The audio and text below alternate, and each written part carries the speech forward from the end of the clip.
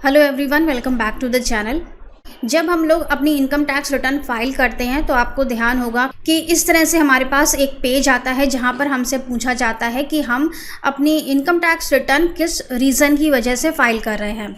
यहाँ पर लिखा होता है are you filing the income tax return for any of the following reasons. यहाँ पर 3 सिचुएशंस दी गई हैं और हमें सेलेक्ट करना होता है कि हम अपनी ITR किस वजह से फाइल कर रहे हैं। अब यहाँ पर सिलेक्शन करने में बहुत सारे लोग मिस्टेक करते हैं। आपको शायद लगता होगा कि यहाँ पर कोई भी फ़र्क नहीं पड़ता है, चाहे तो हम taxable income more than the basic exemption limit यहाँ पर क्लिक कर दें और चाहे हम अदर्स पर क्लिक कर दें, इससे कोई भी फ़र्क नहीं पड़ेगा। लेकिन ऐसा नहीं है, यहाँ पर ये बहुत ही कॉमन मिस्टेक है।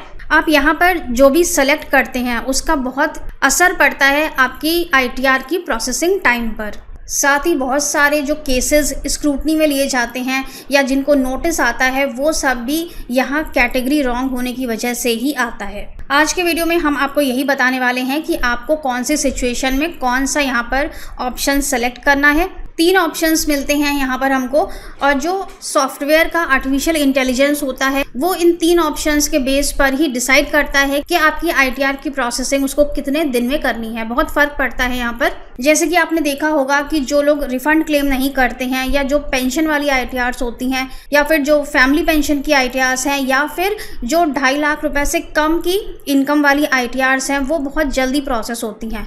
जबकि अगर आपने लंबा चौड़ा रिफंड क्लेम किया हुआ है या फिर आपने ITR 2 या ITR 3 फाइल की हुई है तो उनकी प्रोसेसिंग में काफ़ी टाइम लगता है। तो चलिए एक एक करके समझ लेते हैं तीनों ऑप्शंस को कि आपको अपनी ITR फाइल करते समय यहाँ पर सही ऑप्शन को कैसे सेलेक्ट करना है। सबसे पहला आता है यहाँ पर taxable income is more than the basic exemption limit.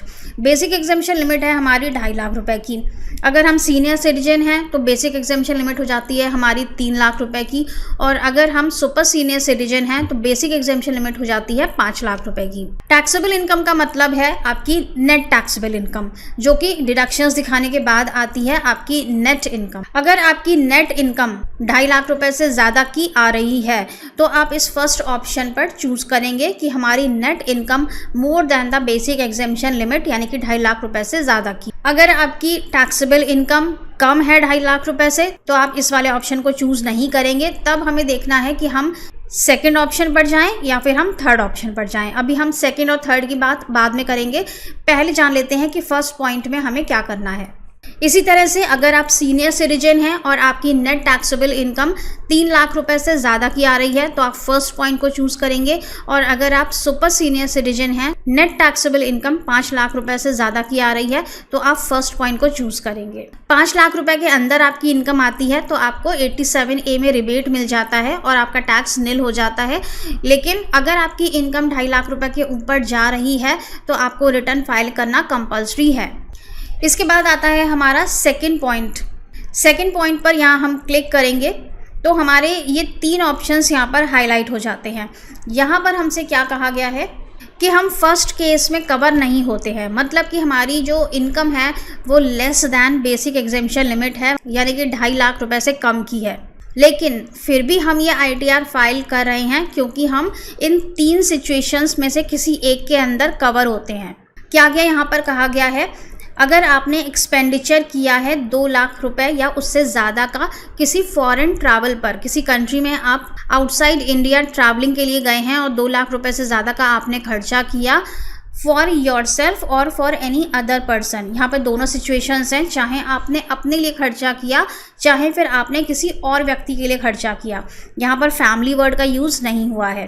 Family तो यहाँ पर कवर हो ही रही है, साथ ही अगर आपने अपने किसी दोस्त को, किसी दूसरे रिलेटिव को 2 लाख रुपए या उससे ज़्यादा का फॉरेन ट्रैवलिंग पर खर्चा करने के लिए तो आप इस सिचुएशन में कवर हो जाते हैं, और उस केस में आपको ITR फाइल करना मैंडेटरी है, भले ही आपकी इनकम 2.5 लाख रुपए से कम की है और आप ITR फाइल करने के लिए एलिजिबल नहीं है। इसके बाद जो दूसरी सिचुएशन यहाँ पे बताई गई है, incurred expenditure of amount exceeding 1 lakh on consumption of electricity.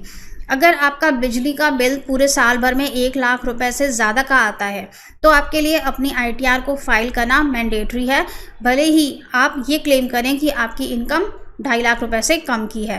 1 lakh रुपए साल का मतलब हो गया कि तकरीबन 8,000 से थोड़ा ज़्यादा पर मंथ। इतना अगर आपका बिजली का खर्चा आ रहा है तो आपको अपनी रिटर्न फाइल करना मैंडेटरी है, भले ही आपकी इनकम 2.5 लाख रुपए से कम।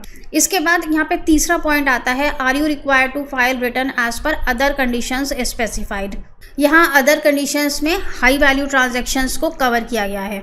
अगर आपने कोई भी हाई वैल्यू ट्रांजैक्शंस किए हैं तो आपके लिए रिटर्न फाइलिंग मैंडेटरी है, भले ही आप ये क्लेम करें कि आपकी इनकम 2.5 लाख रुपए से कम की है और आप ITR फाइल करने के लिए एलिजिबल नहीं हैं। हाई वैल्यू ट्रांजैक्शंस में यहाँ पर क्या क्या कवर होता है?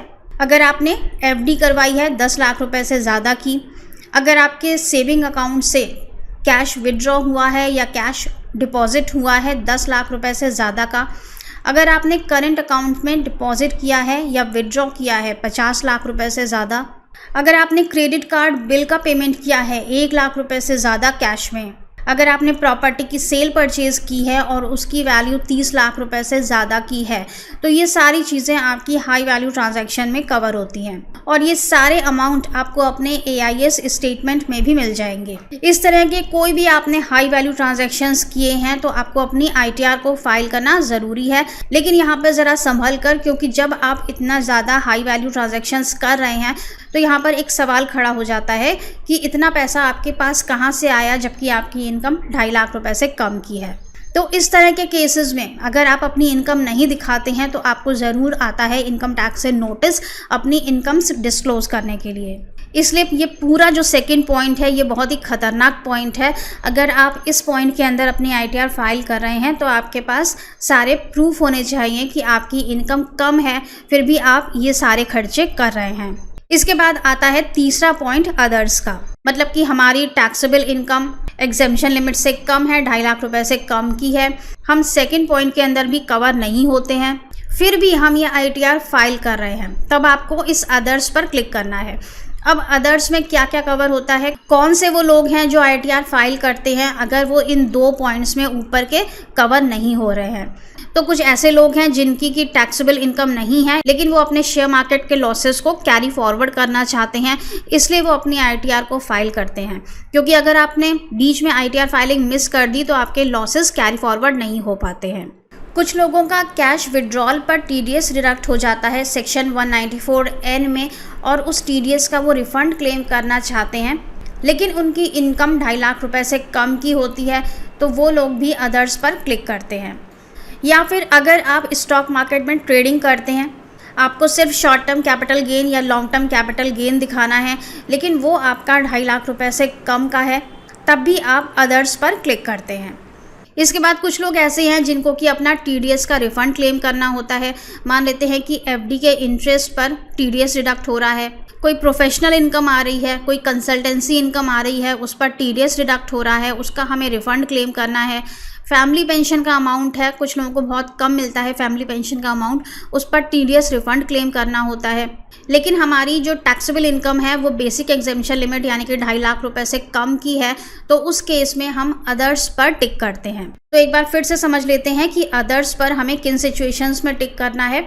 अगर हमारी इनकम 2.5 लाख रुपए से कम की है, हम ITR फाइलिंग के लिए एलिजिबल नहीं है, उसके बाद भी हम अपनी ITR को फाइल कर रहे हैं, तो हमें अदर्स पर क्लिक करना है। तो सॉफ्टवेयर उसी हिसाब से आपकी ITR को प्रोसेस करता है जो भी आप यहाँ पर फाइलिंग रीज़न सेलेक्ट करते हैं। सो आई होप कि आज का वीडियो आपके लिए यूज़फुल रहा होगा और अब आप बहुत ध्यान से यहाँ पे सिलेक्शन करेंगे कि आप अपनी ITR को फाइल क्यों कर रहे हैं। Thank you so much for watching this video. Stay safe and healthy. Bye bye.